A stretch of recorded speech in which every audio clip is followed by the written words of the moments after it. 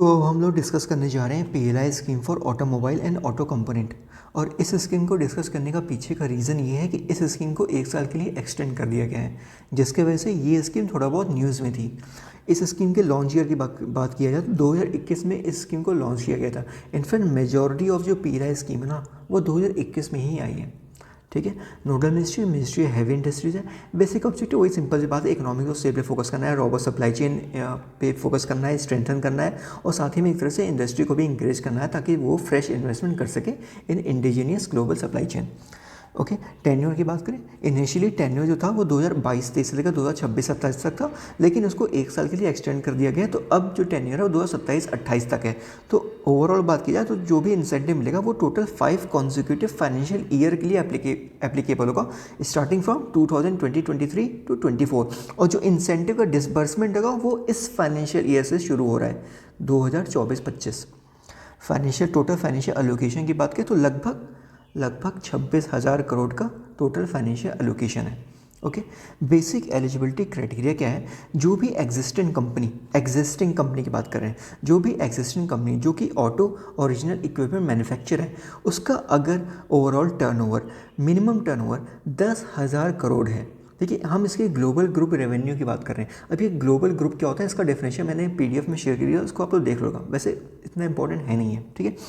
जो auto original equipment manufacture है, उसका ओवरऑल जो ग्लोबल रेवेन्यू होना चाहिए, ग्लोबल टर्नओवर 10,000 करोड़ होना चाहिए। और जो ऑटो कंपोनेंट मैन्युफैक्चरर है, उनका मिनिमम जो टर्नओवर है वो मिनिमम 500 करोड़ होना चाहिए। एग्जिस्टिंग कंपनी की बात करें, एग्जिस्टिंग ऑटोमोबाइल कंपनी। साथ ही में गवर्नमेंट एक तरह से न्यू नॉन ऑटोमोटिव कंपनी को भी इंसेंटिव दे रही है, ताकि वो जो कंपनी ऑलरेडी ऑटोमोबाइल सेक्टर में नहीं है वो भी आ सके इसमें। ठीक है। इस एक कंडीशन ये है कि एटलीस्ट जो इनका ग्लोबल नेटवर्थ होना चाहिए वो मिनिमम 1,000 करोड़ होना चाहिए। देखो, जैसे ओला की बात करें ना, ओला इलेक्ट्रिक वेंचर में है, इलेक्ट्रिक व्हीकल में है। ठीक है। गवर्नमेंट की कोशिश ये है कि और कुछ और इंडस्ट्रीज़ भी आ सके इसमें। ठीक है। तो एक तरह से गवर्नमेंट इनको भी इंसेंटिव देने की कोशिश कर रही है, लेकिन कंडीशन ये है कि उनका जो ग्लोबल नेटवर्थ होना चाहिए वो मिनिमम 1,000 करोड़ होना चाहिए। ठीक है। ओरिजिनल इक्विपमेंट मैन्युफैक्चर का 10,000 करोड़, ऑटो कंपोनेंट मैन्युफैक्चर का 500 करोड़, और global net worth of non automotive company का 1,000 करोड़। ठीक है। की फीचर की बात की जाए, देखो, जो भी इंसेंटिव दिया जाएगा सिर्फ और सिर्फ एक कंपोनेंट के लिए ही दिया जाएगा। अगर ओरिजिनल इक्विपमेंट मैन्युफैक्चरर के रूप में इंसेंटिव ले रहा है तो वो इसी कंपोनेंट में ही लेगा। ऐसा नहीं है कि अगले बार चेंज करके इस कंपोनेंट में लेगा, नहीं, सिर्फ और सिर्फ एक कंपोनेंट के अंदर उसको इंसेंटिव मिलेगा। So any eligible product will be incentivized only for once. ठीक है।